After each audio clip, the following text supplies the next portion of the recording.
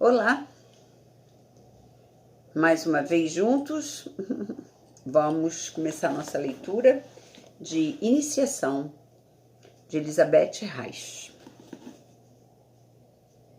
o Hate. Eu abrasileiro logo. Ai, olha, nós lemos no último vídeo o 33, cujo título é Dos Ensinamentos de Ptah-hotep, as 7 oitavas de vibração e a Arca da Aliança. Vimos aqui ele explicar sobre os reinos da natureza, ele começou a falar sobre os reinos da natureza, os aspectos de Deus, princípio criador e as vibrações que cada criatura no universo, emanam.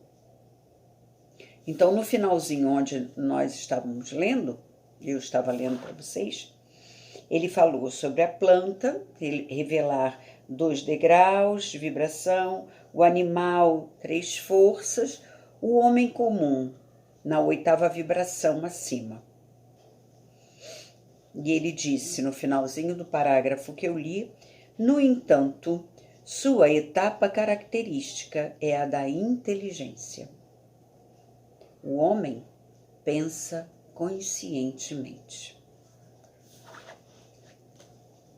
Com o grau seguinte de evolução, o ser humano dá o maior passo. Ele eleva sua consciência do mundo dos defeitos para o âmbito das causas primordiais. Ele aure da fonte divina do plano causal e revela essa força que surge em seu consciente como intuição. É capaz de, com a ajuda da inteligência e da força anímica, transformar suas experiências num plano mais elevado através de palavras e transmiti-las aos semelhantes. Mas também pode mostrar sua intuição em outras artes.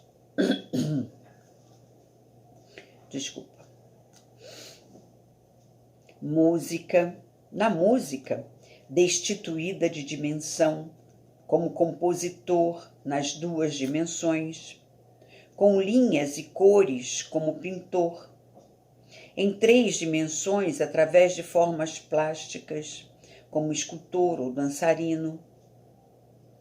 A esse ser humano criador chamamos gênio. Ele revela as 5 oitavas de vibração das forças material, vegetativa, animal, mental e causal. O grau de consciência da 8ª de vibração, logo a seguir, é denominado em língua humana profeta. Este revela todas as etapas anteriores, mas também está consciente do âmbito seguinte, o âmbito da sabedoria divina e do amor universal. Nunca, no entanto, devemos confundir esse amor universal, que corresponde ao 6º degrau e que é uma força perfeitamente espiritual, com o amor do 3º grau, o grau animal, que revela os impulsos animalescos. Esse amor é uma vibração transformada, 3 graus abaixo, cuja fonte é o instinto de conservação. Esse amor é um instinto de posse e quer, através do corpo... vou ler de novo. Esse amor é o instinto de posse e quer através do corpo. Ele obriga os homens a se aproximar do ser amado, a abraçá-lo, beijá-lo, apertá-lo contra si, enfim, possuí-lo. Quem estiver sujeito a esse amor vive em sua consciência ainda no estado da divisão e procura sua metade complementar a fim de encontrar satisfação. Esse amor sempre quer tomar, ter alguma coisa, possuí-la. O amor do 6º grau de revelação, o amor do profeta, não provém da divisão, mas do estado original da unidade divina. É por isso que esse amor é universal. Ele sempre dá, nunca toma. Não precisa mais de complemento, não precisa de revelação física, mas irradia-se da consciência da unidade total divina. Irradia-se da consciência da unidade total divina. Os homens conscientes nesse degrau não querem possuir ninguém. Sentem-se um com o todo. Eles são a unidade total. A 7ª e a mais perfeita revelação de Deus é o homem tornado perfeitamente consciente, o homem divino. Todas as outras formas de revelação manifestam apenas vibrações transformadas, apenas uma parte de Deus. O homem divino é o que manifesta Deus, seu próprio si mesmo divino, inteiramente, com toda a sua perfeição.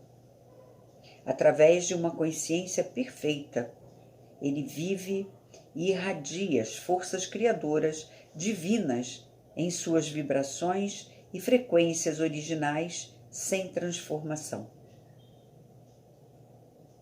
Somente o homem tem a possibilidade de dominar todas as 7 oitavas de vibração e de irradiá-las, visto que em seu sistema nervoso existem os correspondentes centros nervosos que estão disponíveis para as 7 oitavas transformadas e não transformadas da força da criação. Apenas ele é capaz de irradiar a vibração daquele grau em que se tornou consciente, pois enquanto não tiver consciência de algum degrau, os correspondentes centros nervosos permanecem em estado latente. O homem comum, portanto, irradiará as vibrações até o 4º âmbito, o gênio até o 5º, o profeta até o 6º. Somente o ser divino é capaz de irradiar conscientemente todas as 7 oitavas e de transmitir a força criadora divina segundo sua vontade, em estado transformado ou não, modificando-a e transformando-a em frequências inferiores. O bastão que você viu na mão do seu pai compõe-se de um material, uma espécie de latão, que tem a característica de conduzir a irradiação correspondente a cada degrau de evolução.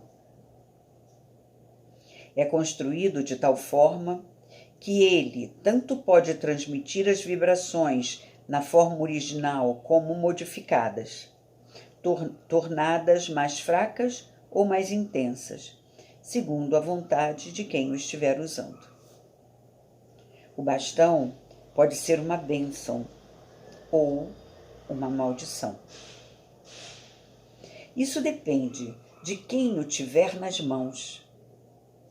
Um iniciado é capaz de irradiar todas as forças da criação, da mais divina até a mais ínfima ultramaterial, no grau que quiser, pois possui todas essas energias no próprio ser e as transmite conscientemente pelo bastão. Da grande escala dessas vibrações, o homem só pode perceber uma parte com o órgão dos sentidos. O que vibra acima e abaixo, ele só pode viver como estado de espírito.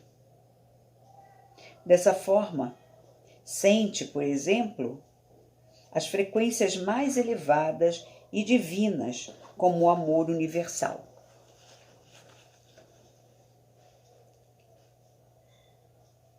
Ao contrário, as frequências mais baixas, a da ultramatéria, que são ainda mais baixas do que os nossos olhos e nosso tato, compreendem como matéria e que ficam exteriores à percepção dos nossos sentidos, são percebidas pelo homem como ódio. O iniciado sempre usará o bastão do modo correto e sempre irradiará aquela força que é necessária para criar algo bom e abençoado.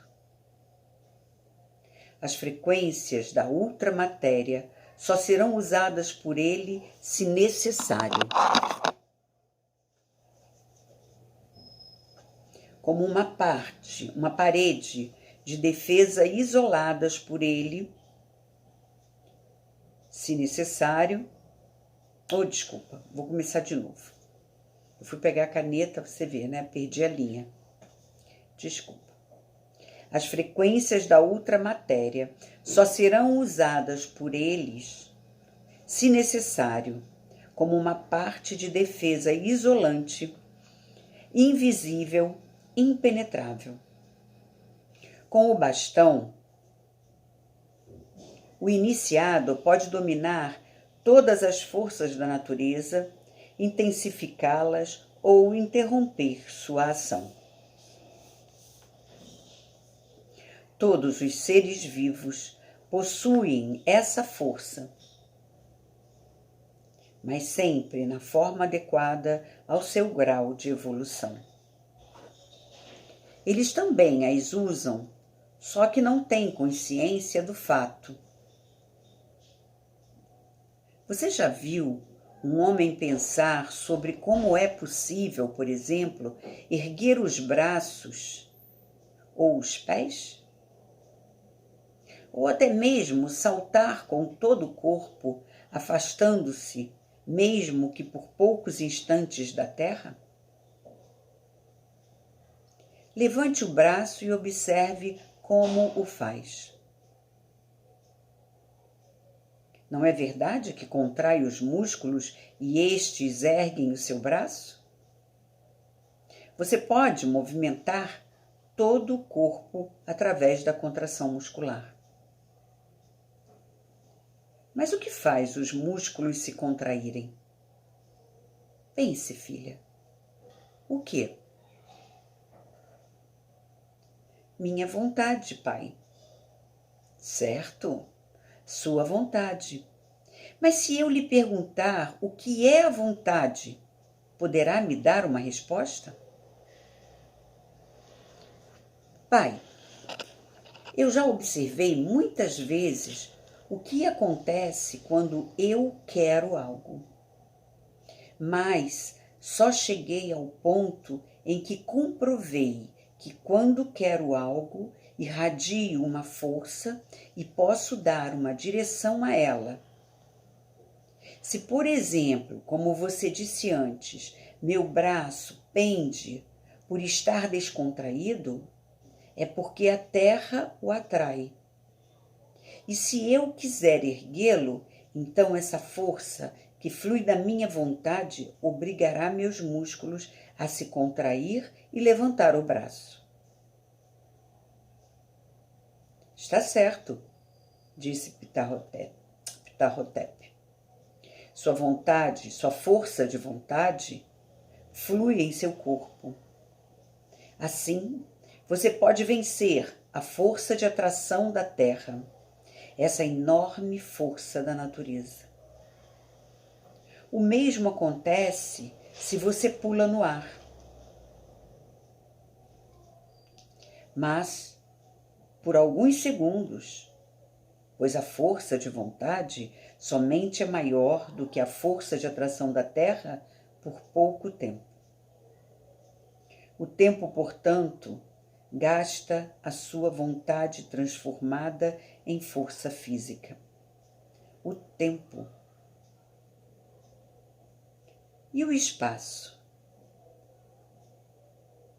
Você usou sua força para levantar o braço e o corpo nas alturas, afastando-os da terra. Portanto, movimentando-os no espaço. Desse modo, você vê que a sua força é usada por dois grandes fatores: o tempo e pelo espaço.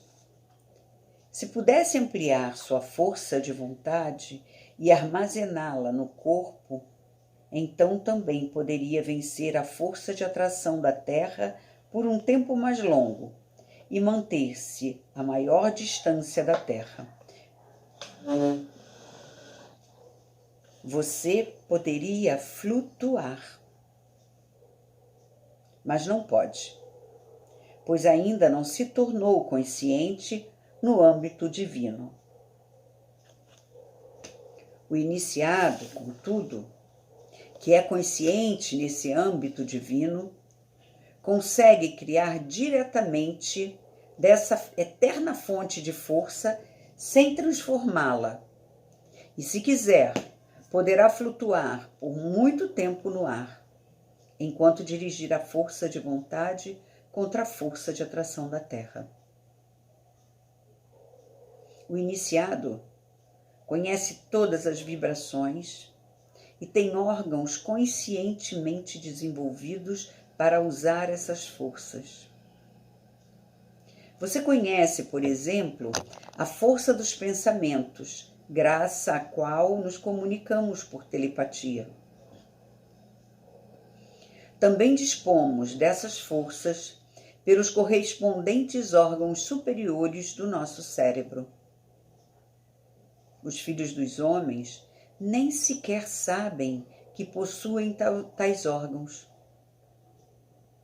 O iniciado é capaz de irradiar a mais elevada de todas as energias, a força criadora de Deus. Essa é a força e a irradiação da vida, do ser eterno.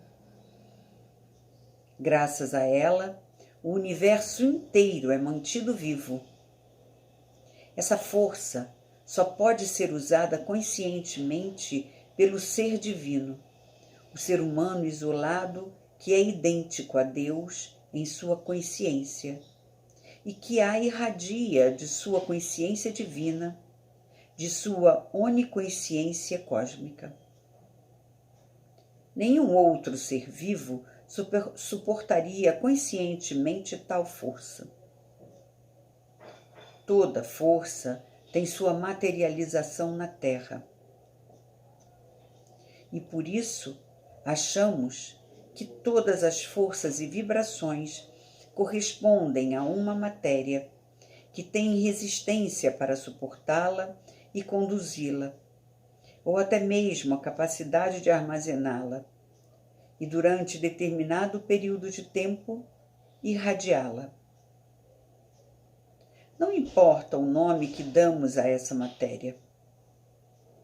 Dela são construídos os seres e as formas de revelação correspondentes aos diversos degraus da consciência.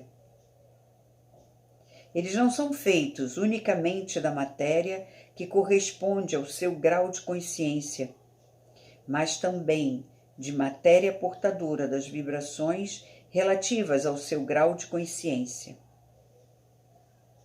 A matéria das plantas, por exemplo, possui a suficiente força de resistência para as vibrações da vida vegetativa, mas também para as próprias vibrações da matéria, visto que elas possuem um corpo material. Os nervos e o corpo dos animais trazem em si a correspondente força animalesca relativa à etapa animal. Mas também as vibrações, uma oitava mais baixa da vida vegetativa e a oitava ainda mais baixa das vibrações das frequências materiais. Os nervos dos homens comuns, por exemplo, têm suficiente força de resistência para suportar as vibrações do âmbito mental, bem como as vibrações transformadas em uma oitava dos âmbitos animais, vegetais e materiais. Com as energias mentais, ele pensa, e nesse âmbito é consciente. Com as energias animais, ele sente, e vive todos os estados de humor. Os fluxos de força vegetativa animam seu corpo. E, finalmente, seu corpo é feito de forças materiais. E assim, continua-se sempre mais para o alto. Até o ser divino, que usa conscientemente todos os centros cerebrais e nervosos, que tem a capacidade de dirigir, bem como irradiar todas as mais elevadas vibrações da vida, cuja sede central é a espinha, sem transformá-las.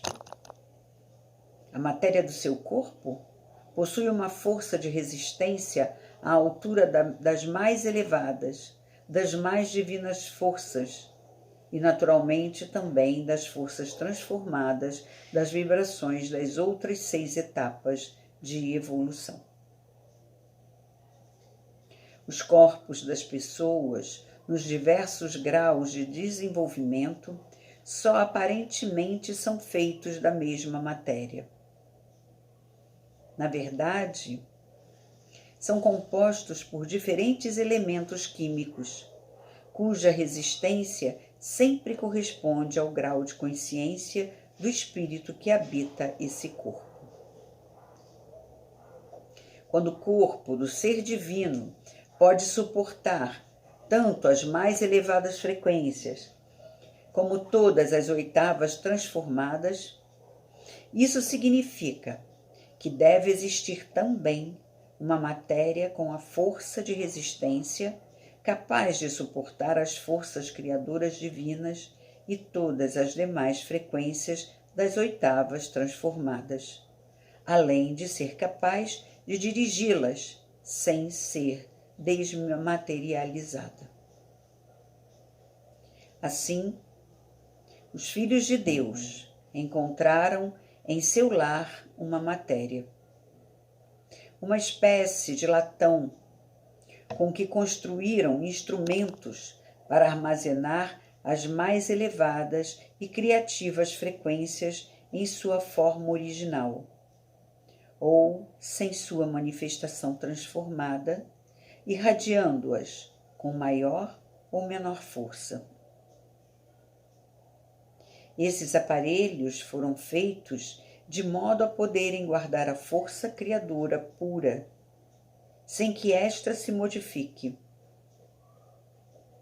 Eles atuam, portanto, durante longo tempo como uma fonte de força divina, como a própria vida.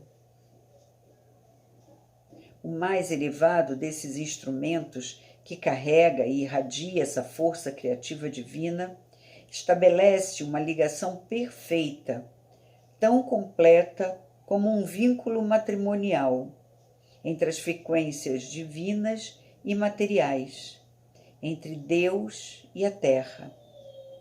E assim denominamos esses inimagináveis carregadores de força com a celestial frequência do Eu Divino de a Arca da Aliança. Agora, você compreende por que escondemos esses instrumentos com tanta segurança. O homem divino, que tem despertas em si as capacidades superiores desenvolvidas pode lidar calmamente com eles, visto que a Arca da Aliança carrega e irradia a mesma força que si próprio, a força que ele é. Contudo, um homem num grau inferior, só de tocar nela, morreria no mesmo instante, como que atingido por um raio. As frequências divinas queimariam imediatamente os seus nervos e ele sofreria um colapso. O mesmo acontece quando essa frequência se liberta do isolamento na espinha e atinge, não transformada, os nervos. Nesse caso, também o homem, o animal ou mesmo a planta morrem instantaneamente. Os homens dão o nome de colapso a essa morte. Eles intuem que uma força desconhecida atingiu a pessoa como um raio. Essa força é o próprio fluxo vital, que costuma estar bem isolado na espinha ou no canal interior das plantas, e que só flui pelo corpo depois de correspondentemente transformado.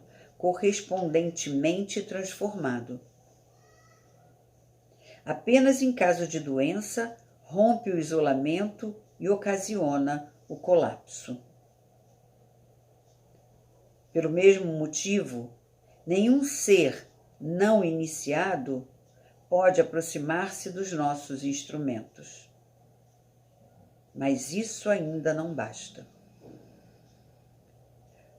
Como eles irradiam energia que tudo atravessa, precisamos mantê-los por trás de grossas paredes de pedras dotadas do mais forte material isolante, pois a própria energia vital atua mortalmente se atingir uma matéria que não tenha a correspondente resistência. A matéria é desmaterializada, eliminada. A Arca da Aliança e outros tantos instrumentos, portanto, são feitos de uma matéria que, sem se desmaterializar, pode ser carregada com a energia criadora divina. Ela irradia força criadora, não transformada, e conforme a dose, sua ação é doadora de vida ou é mortal. Essa força tem o mesmo caráter vibratório da força de vontade humana, que tudo pode vencer, até mesmo a força da atração da Terra, se bem que por pouco tempo. E assim como a Terra atua sobre a matéria, graças à sua força de atração e a puxa para si, podemos agir contra essa força em cada matéria, sem exceção, naturalmente por menor ou maior tempo, aumentando ou anulando seu peso. Mas quando é necessário, também podemos atuar ao contrário, com a força de atração terrestre, e por intermédio dos raios ultramateriais, aumentar o peso à nossa vontade. Dessa maneira, até mesmo os maiores rochedos podem tornar-se, por mais ou menos tempo, sem peso, e com a maior facilidade é possível erigir enormes construções. Ou então o peso é aumentado, de tal forma que os blocos de pedra se afundam no solo. Quando queremos cavar poços, por exemplo, Não é preciso retirar a terra. Basta deixar um grande rochedo de tamanho apropriado afundar no chão através do aumento de peso até atingir a profundidade desejada.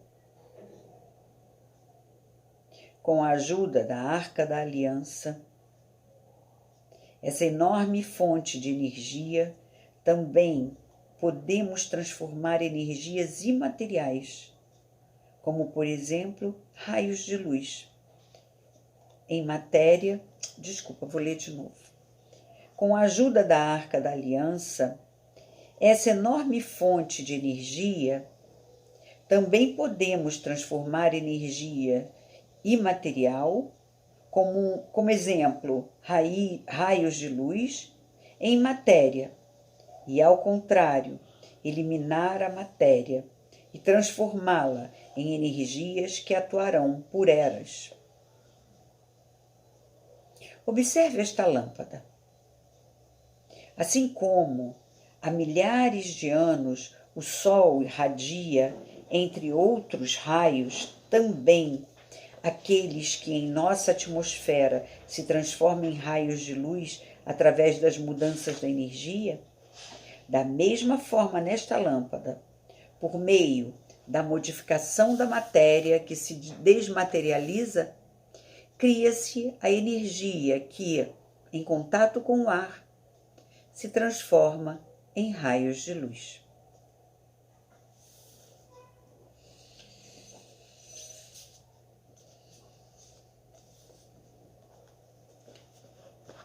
Então, estou aqui aprendendo que naquela época tinha lâmpada. É um mistério quando a gente pensa nas pirâmides, né, no Egito, como foi que aquilo foi construído. Assim como os maias, os incas, é um mistério. E tem um monte de coisa aqui para a gente pensar, né? Nessa questão energética que a ciência explica. Parece que aqui esses cientistas, né, os filhos de Deus, explicaram e deixaram aí, né, essa herança.